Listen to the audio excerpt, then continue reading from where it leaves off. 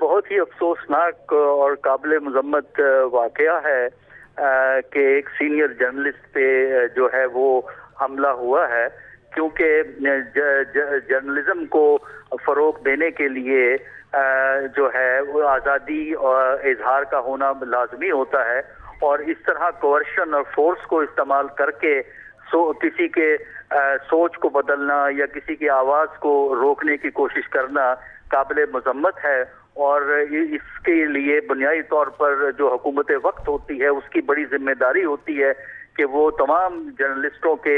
اور میڈیا کے لوگوں کے جو حقوق جو آئین میں دیے گئے ہیں ان حقوق کا تحفظ کرے، اور ان سلسلے میں اس قسم کے عناصر جو غنڈہ گردی کرتے ہیں ان کی سرکوبی کرنا ان پر لازم ہوتا ہے۔ تو ہم یہی امید کرتے ہیں کہ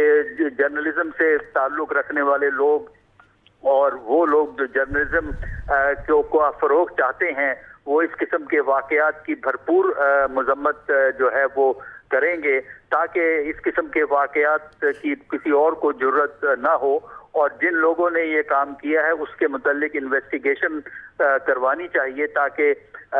جو انہوں نے واقعہ کیا ہے ان لوگوں کو قرار واقعی سزا جو ہے وہ ملے۔